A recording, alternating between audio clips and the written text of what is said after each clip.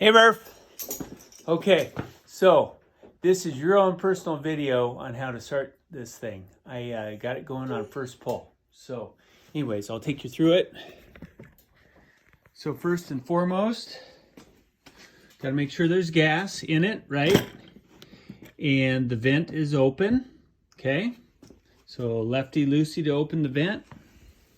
And here, this was our problem. The fuel shut off. That's off.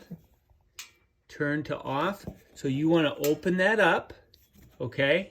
So that's on and that gets our fuel to it, okay? And then you slide on over to the pull cord, and just above the pull cord, you need to run this from off to on. On, okay? And then you're ready to go. If it's warm, leave it in run, but for a cold start, go all the way to choke, and then